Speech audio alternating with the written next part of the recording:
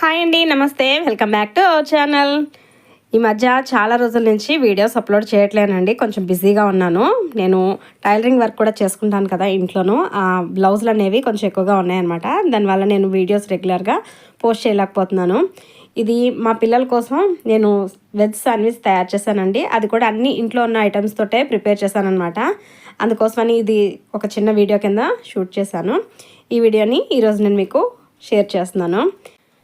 ఈ veg sandwich తయారు చేయడం కూడా అన్ని ఇంట్లో ఉన్న వాటితోనే తయారు చేశాను అనమాట.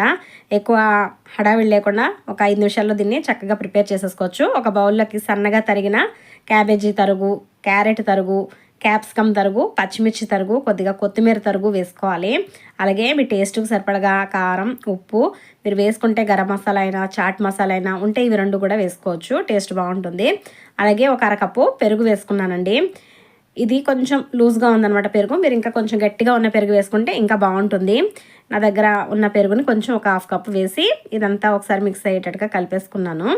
ఇలా అంతా కలిపేసుకున్నాక బ్రెడ్ స్లైసెస్ని తీసుకుని ఒక్కొక్క స్లైసెస్ పెట్టుకున్నానండి ఫస్ట్. ఇప్పుడు దీనిపైన మనం ఇలా కలుపుకున్న ఈ వెజిటేబుల్ మిశ్రమాన్ని అంతటిని పెట్టుకోవాలి.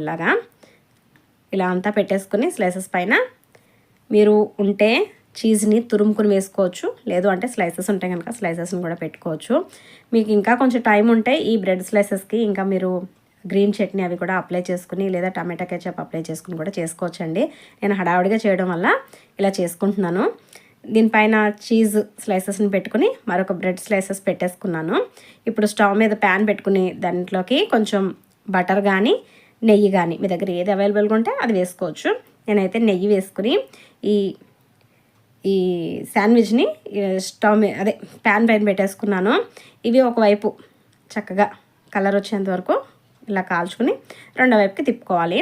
ఇలా 2 పక్కల చక్కగా రెడ్గా అయ్యేంత వరకు కాల్చేసుకుని ఒక ప్లేట్లోకి తీసేసుకోవచ్చండి. ఇంతే, చాలా సింపుల్గా ఇంట్లో ఉన్న వాటితో చేసేసుకోవచ్చు ఈ శాండ్విచ్. టేస్ట్ మాత్రం చాలా అంటే చాలా టేస్ట్గా బాగుంటుంది. ఎంత బిజీగా ఉన్నా కూడా పిల్లలకి ఈవినింగ్ స్నాక్స్ ఏదో ఒకటి చేసి పెట్టాలి కదా. నేనైతే మా అబ్బాయికి ఇలా ఇంట్లో ఉన్న వాటితోటి చాలా సింపుల్గా ఈ వెజ్ శాండ్విచ్ని అయితే ప్రిపేర్ చేశాను. టేస్ట్ అయితే చాలా ఎక్సలెంట్ ఉంటుందండి. దీన్ని చక్కగా టమాటా కెచప్ తోటి సర్వ్ చేసుకుంటే చాలా బాగుంటుంది. వీడియో నచ్చితే లైక్ చేయండి. పాసిబుల్ అయితే నా ఛానల్ని ఫాలో అవ్వండి.